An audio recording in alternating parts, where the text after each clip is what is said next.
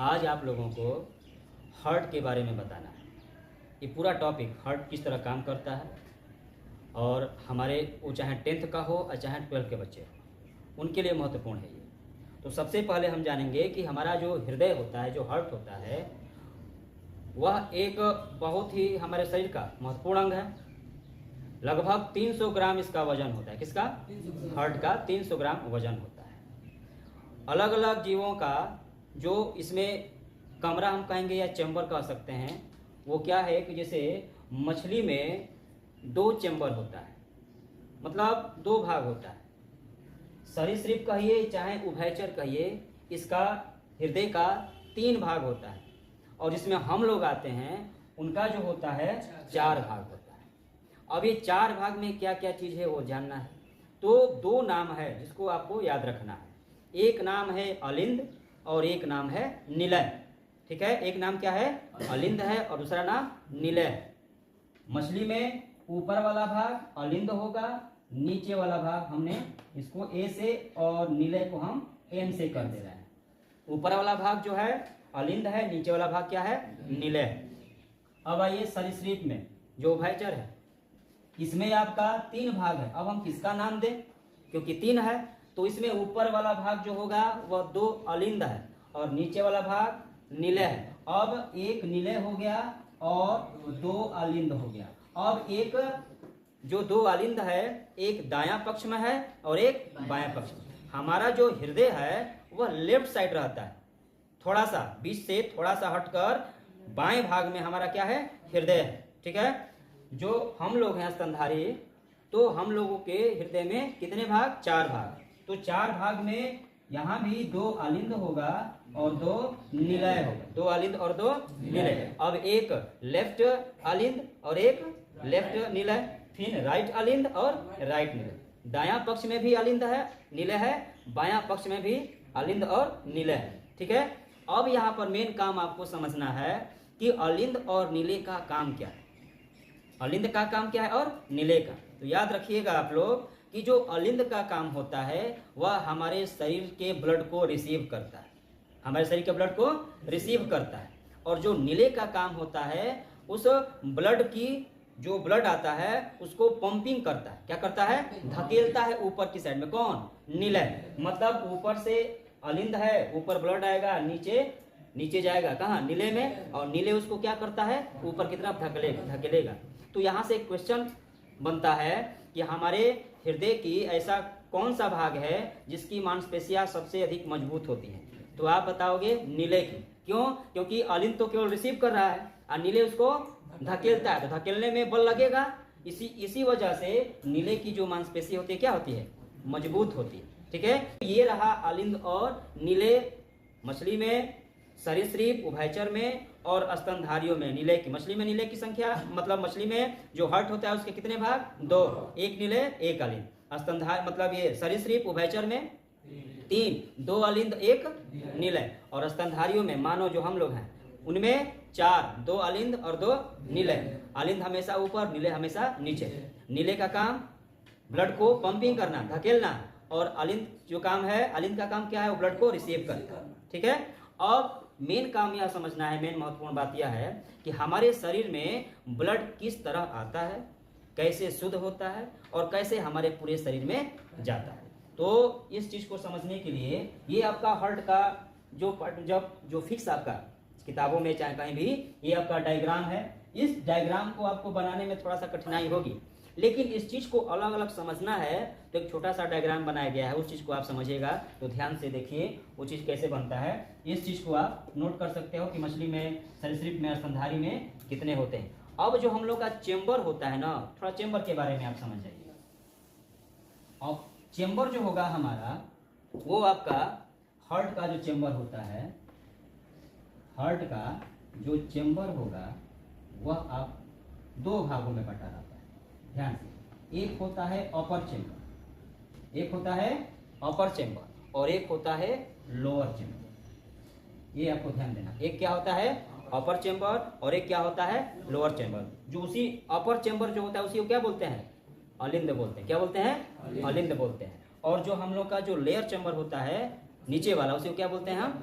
निलय बोलते हैं। अंग्रेजी में बोलते हैं वेंट्रिकल। क्या बोलते हैं? वेंट्रिकल। नीले को अंग्रेजी में वेंट्रिकल बोलते हैं। अब इस फिगर पर आइए। ये फिगर तो पर्टिकुलर रूप से आप इसको बना सकते हो, लेकिन छोटे छोटे पॉइंट ऐसे हैं जिसको दर्शाना है। तो दर्शाने के लिए एक ये डायग्राम है, तो हम इस फिगर को हटा रहे हैं और आप एक एक चीज को आप समझते चलिए। सबसे पहले यहाँ ध्यान देना है, ये वाला जो भाग है ऐसे, और एक इतना ही भाग का इधर बनाया गया है, ठीक है। ये वाला जो भाग जहां जहां एल ए मतलब R N L N L R लिखे हैं, तो याद रखिएगा जो एल है वो लेफ्ट है, जहां आर है वो राइट है, जहां ए लिखे हैं वो अलिंद समझिएगा, जहां एन लिखे हैं वो नीले समझिएगा, ठीक है। तो सबसे पहले क्या आप जानेंगे कि ये वाला हम ऐसे एक फिगर बनाया गया है और इसी के अनुसार इधर भी एक बनाया गया है। अब ध्यान देना है, यहाँ पर मोटा जगह है, दूरी क्या है? मोटी है, और जैसे जैसे इधर आएंगे यह क्या होता गया है? पतला। हमने लिख दिया है राइट साइड और हमें इधर क्या है? लेफ्ट साइड, क्योंकि हम यहाँ से बोल रहे हैं तो ये हमारा क्या है? लेफ्ट। इधर क्या है? राइट है। इसी हिसाब से हम इसको लिखे हैं। आप अपना लेफ्ट राइट समझ लीजिएगा, ठीक है। तो हमारा हृदय किधर होता है? लेफ्ट में। पहली बात यह हमारा क्या होता है? लेफ्ट में। अब भाई जो लेफ्ट साइड की जो ये परत है, ठीक है, ये कौन सा भाग है? नीचे वाला है कि ऊपर वाला? नीचे वाला भाग है। तो ये वाला जो नीचे वाला भाग है ना, यह नीले का भाग है। किसका भाग है? तो नीले की जो मांसपेशियां होती हैं वो क्या होती है? मजबूत होती हैं। यहाँ दिखाया गया है, इसलिए इसी वजह से यह मोटा, यहाँ की मांसपेशी क्या है? मोटी है। और जैसे इधर जाएगा क्या होते जाएगा? पतला। अब भाई यहाँ से ये वाला जो डायग्राम बना है, यह आपका महाधमनी का है, उसको बोलते हैं एरोटा। क्या बोलते हैं? एरोटा बोलते हैं। यहाँ पर जो एक डायग्राम है, यहाँ पर या फुसफुस सिरा। क्या? फुसफुस सिरा। मतलब फुसफुस हम फेफड़े को क्या बोलते हैं? फुसफुस, क्योंकि आवाज ही करता है, फुस फुस ऐसे करता है ना, उसी को हम फुसफुस बोलते हैं। आज जिस सिरे से ब्लड हमारे अलिंद में आता है उसको बोलते हैं फुसफुस सिरा बोलते हैं।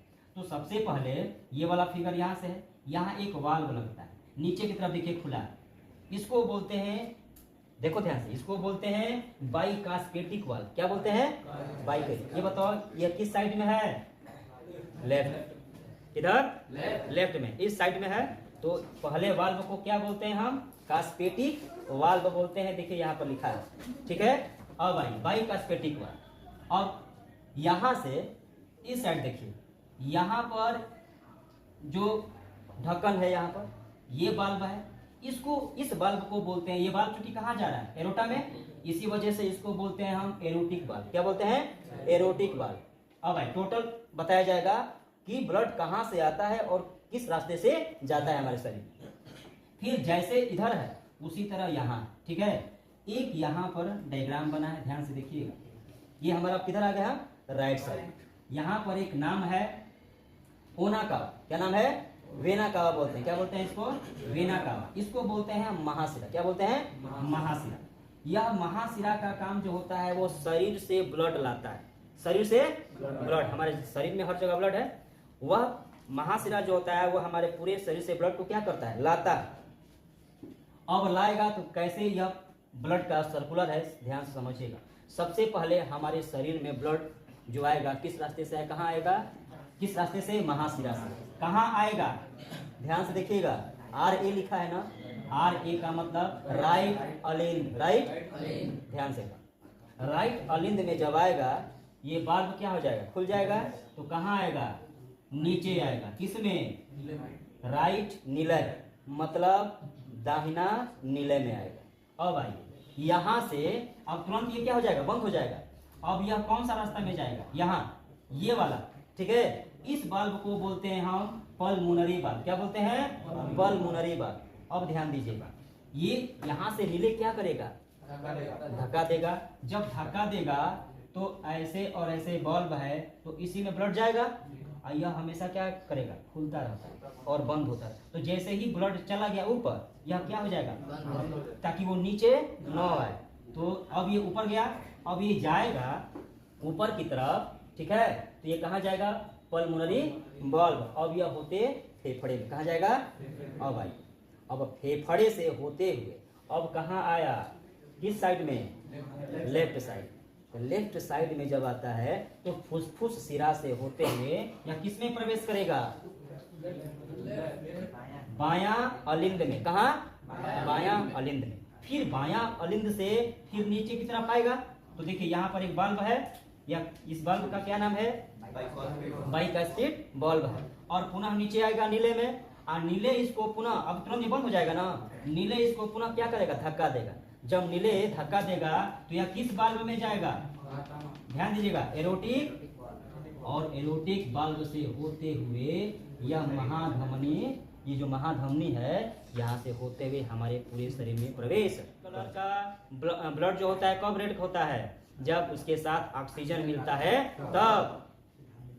तो उस समय ब्लड का जो रंग है वो रेड नहीं होता।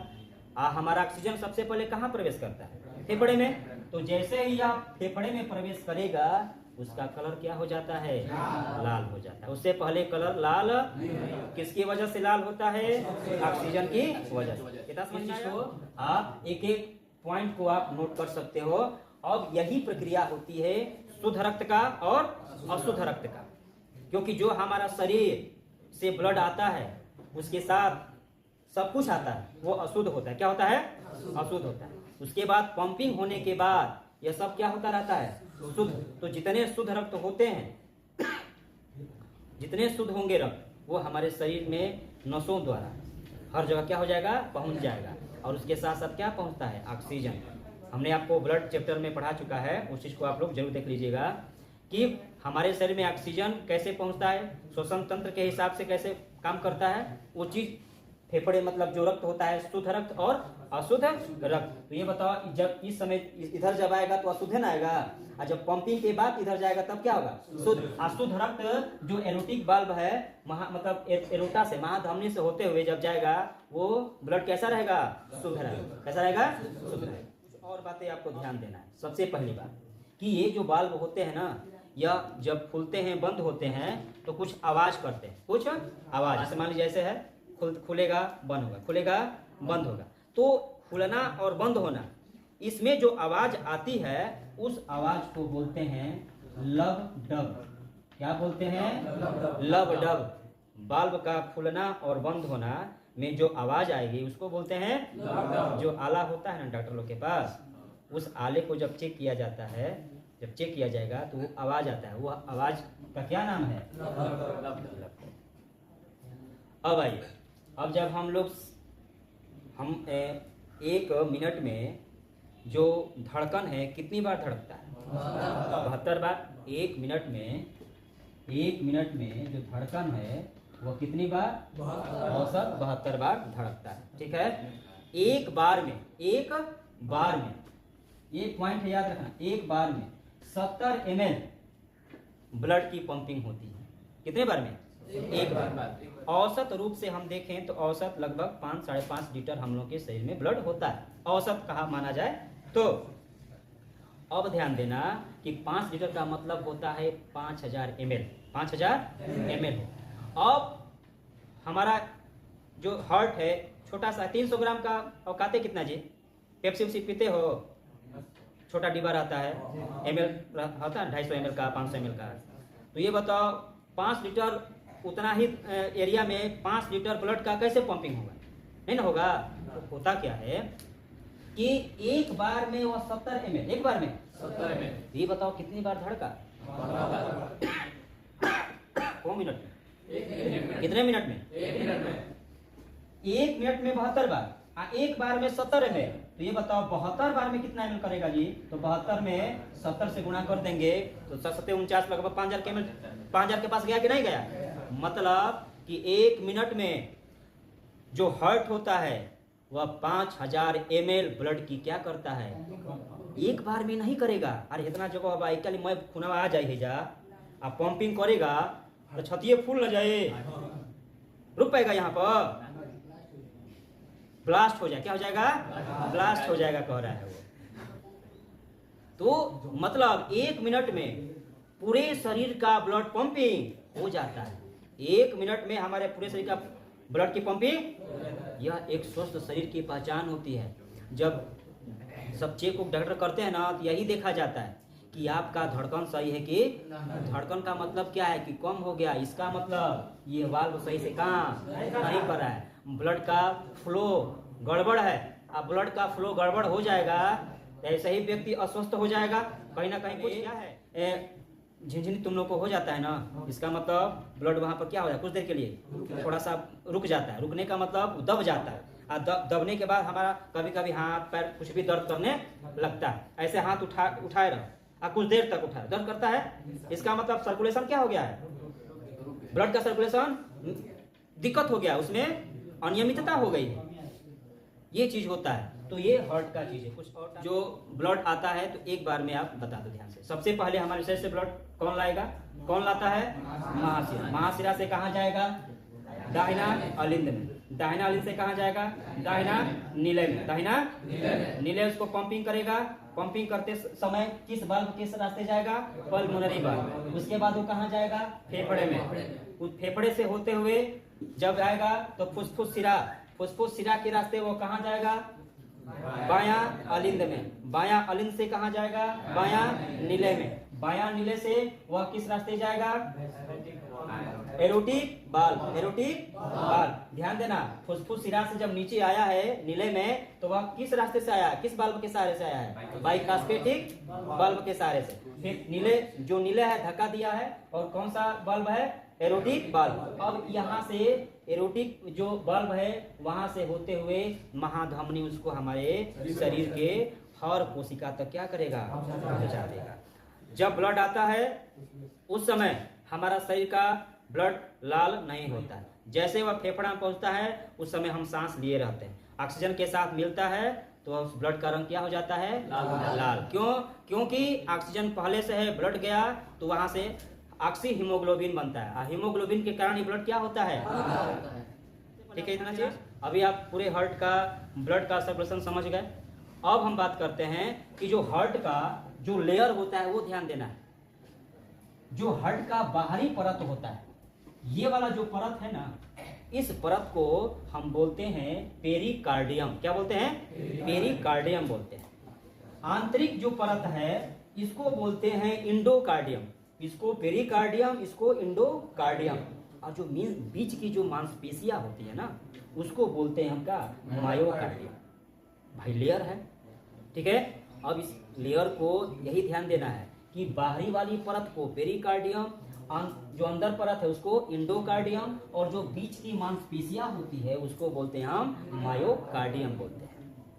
अब भाई ध्यान देना, इसका नाम आपने सुना होगा फिल्मों में, चाहे ऐसे अगर ध्यान देना सुने होंगे आप लोग। पेसमेकर क्या होता है, पेसमेकर। जो हार्ट के पेशेंट होते हैं ना उनको जब भी इस तरह का परेशानी जब आ जाती है, हार्ट बीट की परेशानी आ जाती है तो उनको पेसमेकर उनके शरीर में हार्ट में लगाया जाता है। अब पेसमेकर हमेशा दाहिना अलिंद में लगाया जाता है, ये याद रखना है, 1 नंबर का क्वेश्चन। पेसमेकर हृदय के किस भाग में लगाया जाता है, दाहिने भाग में। और किस चेंबर में, दाहिने अलिंद, मतलब दाहिने भाग के अलिंद में लगाया जाएगा। 4 चेंबर होते हैं, ठीक है। तो हमारा अलिंद में, लेकिन किस अलिंद में, दाहिना अलिंद में पेसमेकर लगाया जाता है। पेसमेकर का काम हार्ट बीट को संतुलित करना, हार्ट बीट को संतुलित करना होता है। अब आइए, जो हमारे हृदय की जो टेस्टिंग होती है ना हार्ट का, 2 तरह की टेस्टिंग होती है। यदि आपने सुना होगा तो अच्छा, नहीं तो आप जान लीजिए। पहला ईसीजी, ईसीजी ग्राफिक जब होता है तो ग्राफ जैसा पर्ची मिलता है उसका, वो क्या होता है, ईसीजी होता है। और दूसरा है ट्रेड माइल टेस्ट। ये 2 तरह के हमारे हार्ट के टेस्ट होते हैं, पहला ईसीजी होता है, दूसरा ट्रेड माइल टेस्ट होता है। अब तीसरा पॉइंट है कि पहला हार्ट ट्रांसप्लांट, मतलब हृदय का ट्रांसप्लांट भी होता है। एक व्यक्ति का हृदय दूसरे में लग सकता है। तो इस चीज का जो ट्रांसप्लांटिंग हुआ था ना, सबसे पहला ट्रांसप्लांट किसने किया था, तो याद रखना है डॉक्टर क्रिश्चियन बर्नाल्ड ने। किसने, हार्ट का सर्वप्रथम ट्रांसप्लांट किसने किया था, डॉक्टर क्रिश्चियन बर्नाल्ड। आपके हार्ट के टॉपिक के अनुसार है। अब इसमें से एक एक क्वेश्चन निकल सकता है या पूरा डिफिनीशन आप लिख सकते हो, यदि टोटल जानकारी रहेगा तब। तो इस चीज को आप लोग नोट कर लो और कायदे से इसको याद कर लो।